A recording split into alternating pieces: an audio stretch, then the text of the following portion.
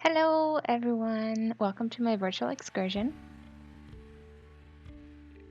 We will be exploring the national park of the Loonse and Drunense Duinen here in the Netherlands. The audio is recorded at home because the winds are so strong you would not be able to hear me otherwise. As you can see, the park is in the middle of the country between the cities of Tilburg, Waalwijk and 's-Hertogenbosch.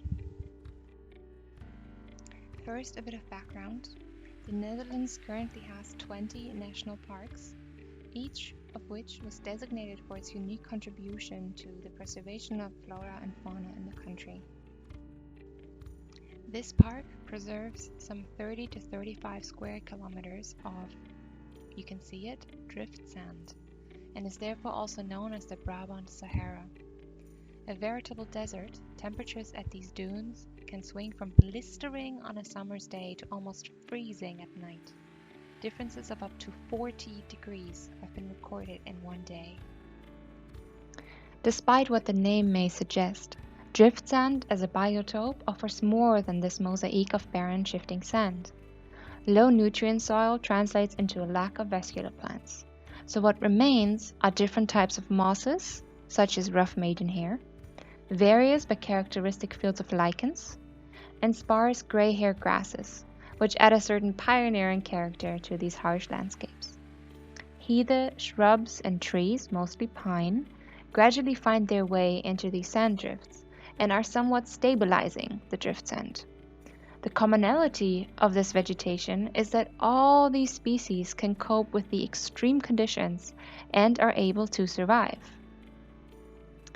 Barren sand areas, what one typically thinks of when picturing dunes, make up a large proportion of well-developed sand drifts.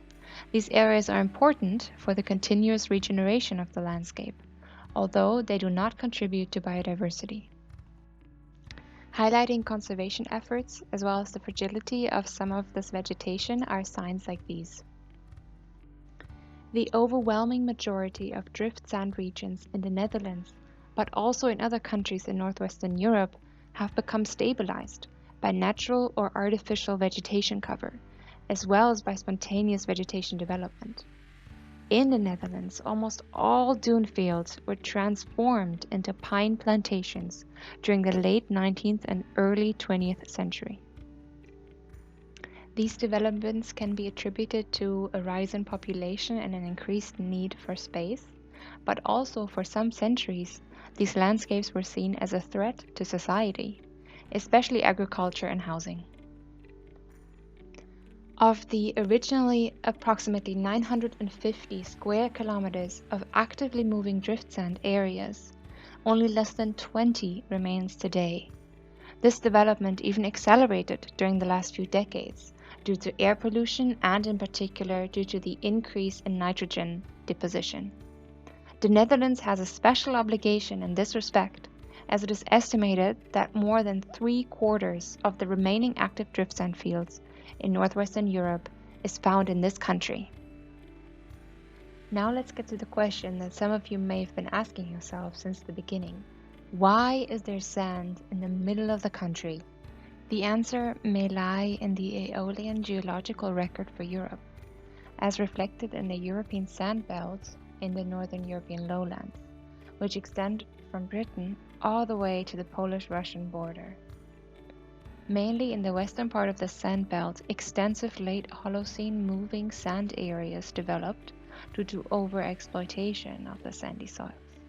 That means deforestation, allowing wind to blow sand far into the land, sheep and cattle grazing, and cutting of heather sods for agriculture. For more questions, or if I've piqued your curiosity and you want to explore the park yourself, I recommend you come and visit, particularly once the visitor center reopens, or come and enjoy some of these recreational activities. Until then, tot ziens!